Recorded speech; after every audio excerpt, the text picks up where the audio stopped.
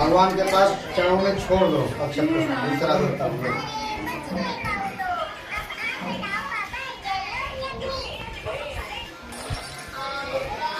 उवाच धान्यस्तम प्रभक्षामि कृतं मेन पुरादिया कश्चित् काशीपुरे रम्ये आसीत् विप्रवत निर्धना।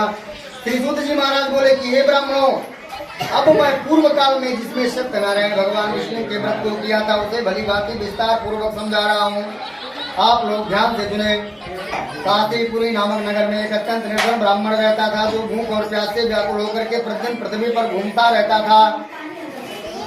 जब इस प्रकार से रोज रोज दुखी होकर के भिक्षा को मांगने जाता था वो ब्राह्मण देवता, तो इस दुखी ब्राह्मण को जब भगवान नारायण ने देखा कि हमारे ब्राह्मण देवता किस प्रकार से दुखी हैं, इनके दुखी होने का कारण क्या है, उन्होंने क्या किया, वृद्ध ब्राह्मण का रूप बना करके उनके पास पहुंच जाते हैं और उनको प्रणाम किए। प्रणाम करके बोलते हैं कि हे ब्राह्मण देवता, आप प्रतिदिन पृथ्वी पर घूमते रहते हो, तुम्हारे इस घूमने का कारण क्या है, इसके पीछे किस हेतु तुम घूमते रहते हो। उन्होंने कहा कि हे ब्राह्मण देवता, मैं अत्यंत निर्धन और गरीब ब्राह्मण हूँ, भिक्षा के लिए दिन भर घूमता रहता हूँ और घर में भिक्षा मांगता हूँ, उसी से मैं अपने परिवार का पालन पोषण करता हूँ। यदि मेरी इस गरीबी और दरिद्रता को दूर करने का कोई उपाय जानते हो तो कृपा करके विस्तार पूर्वक मुझे बताएं, मैं सुनना चाहता हूँ। भगवान नारायण ने कहा जैसे जैसे तुम्हें बता रहा हूँ वैसे तुम ध्यान से सुनो और समझो। बोले सत्यनारायण भगवान का व्रत एवं पूजन करवाओ, उससे जो है तुम्हारी सारी गरीबी दरिद्रता दुख पाप संताप जो भी होंगे सब नष्ट हो जाएंगे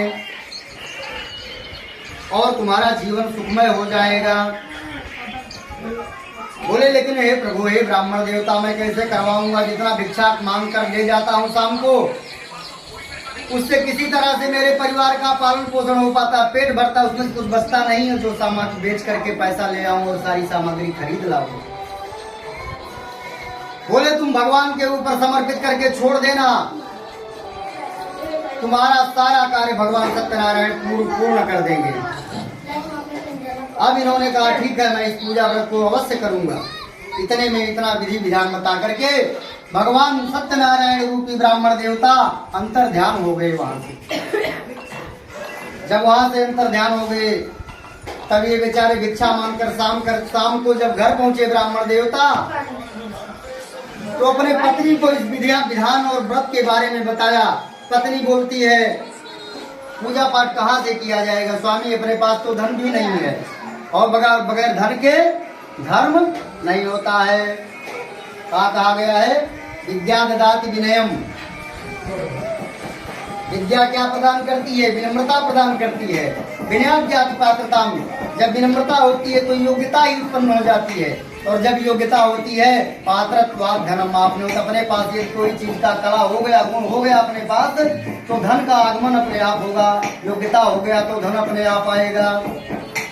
पात्रत्वात् धनम आपनो धनात् धर्मम, जब धन आवे तो शास्त्र कहता है कि उसके साथ धर्म भी करो।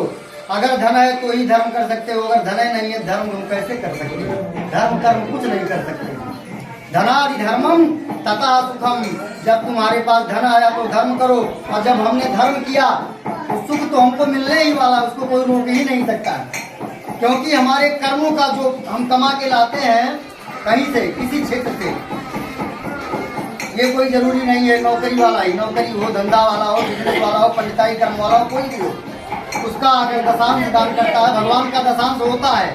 यदि तुम यहाँ दे दोगे तो ठीक है खुशी से प्रेम से, नहीं तो वो भी कहता अगर खुशी प्रेम से हमको नहीं दोगे तो हम क्या करेंगे, डॉक्टर साहब के यहाँ कई गुना निकलवा ले जाएंगे। तब तुम वहाँ हाथ जोड़कर डॉक्टर साहब के साथ, डॉक्टर साहब ठीक कर दो, जो बोलोगे वो रुपया दूंगा मैं। मुँह मांगी रकम देने के लिए डॉक्टर साहब के यहाँ लोग तैयार हो जाते हैं। तो इस प्रकार से जो भगवान का है उसे भगवान को समर्पित कर दोगे तो सुखी बने रहोगे, और नहीं करोगे तो क्या होगा, किसी के लिए भी है, सबके लिए, क्यों उसका कई गुना भगवान अपना किसी न किसी रास्ते से निकलवा ही लेते हैं अपना हिस्सा।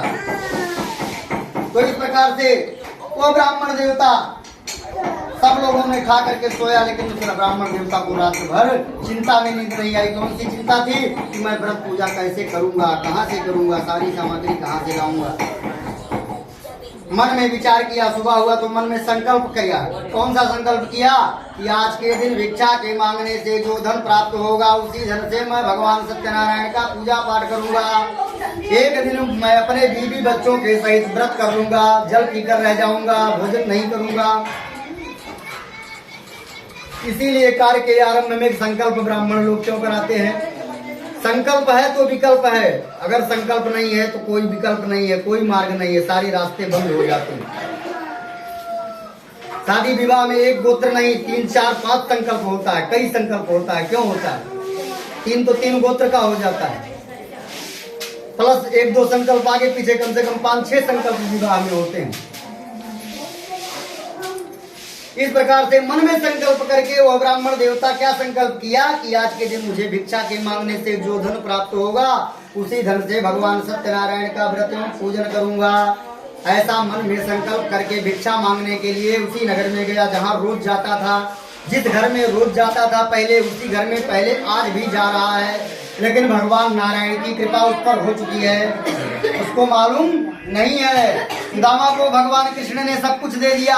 सुदामा जी सोच रहे हैं, हमारी पत्नी बोली थी जाओ कुछ मांग लेना, तुम्हारे मित्र सेठ हैं, राजा हैं, और मैं संकोच बस मांग नहीं पा रहा हूँ, क्या करूँ, मजबूरी में फिर ऐसे लौट जा रहा हूँ। शर्म लग रही है, किस मुंह से बोलूं, कैसे कहूँ कि हमें ये चीज चाहिए, हमारे घर में ये चीज की कमी है। लेकिन कृष्ण जी ने पहले ही सब जान लिया। उनसे पूछा भैया क्या हाल चाल है? भैया सब कुशल मंगल है। बोले सब अच्छा है, सब बढ़िया, खूब ठीक है। तब भगवान कृष्ण जी ने वही कह दिया ऐसा ही होगा। अब तक नहीं था, लेकिन अब